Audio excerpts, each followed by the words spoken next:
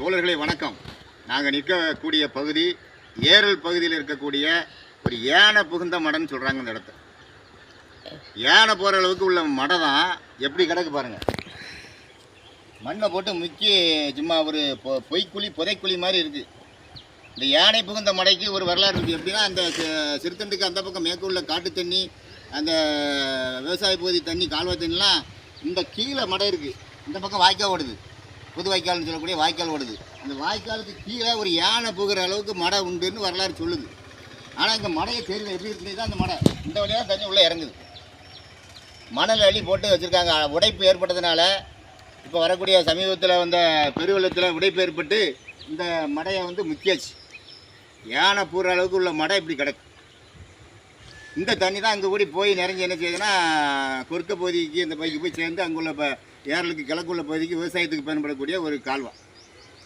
இதை புனரமைப்பே கிடையாது. இங்கே பாருங்கள், மண்ணளி போட்டு புதக்குழி மாதிரி இருக்கிற யாரும் நடந்து வந்தாலும் உள்ள புதக்குழிகளை போக வேண்டிய ஒரு சூழ்நிலை தான் இந்த மடையினுடைய அமைப்பு இருக்குது.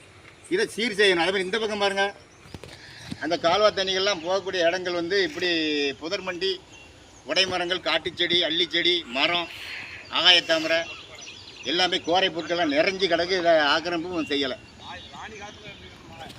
ஆமாம், கிட்டத்தட்ட ஒரு 1800 காலகட்டங்களில் இந்த மடம் உருவாக்கப்பட்ட மடம்னு சொல்கிறாங்க. இப்போ நம்ம இந்த நிலைமையில் இருக்கோம். இதை கண்டுக்கவே இல்லை. வரவே அதிகாரிகள் வர்றது கூச்சப்படுறாங்க, வர்றது கிடையாது.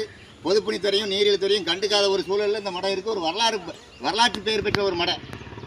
திருத்தண்டுக்கு மேற்க உள்ள காட்டு தண்ணி ஃபுல்லாக, விவசாய தண்ணி, உபரி தண்ணி ஃபுல்லாக அந்த பகுதியில் தான் வரணும். மழை பெஞ்ச தண்ணி இந்த யானை புகுந்த மடக்கில் அங்கே போக வேண்டிய ஒரு சூழலில் இருக்கக்கூடிய மடையை இப்படி வாழ்வாதாரத்தை இழந்து விவசாயிகளுக்கு ஒரு வாழ்வாதாரம் இல்லாமல் இந்த மடையை தூர்வார போட்டாங்க. என்ன பாருங்கள், இந்த மடையினுடைய வாழ்வாதாரமே தெரியல.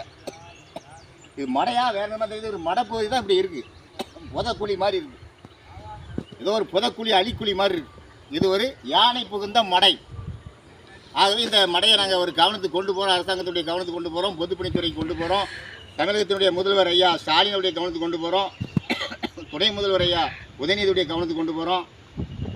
அதுபோக சிறுவண்ணம் சட்டமன்ற தொகுதி உறுப்பினர் அமிர்தராஜ் அவருக்கு கவனத்துக்கு கொண்டு போகிறோம்.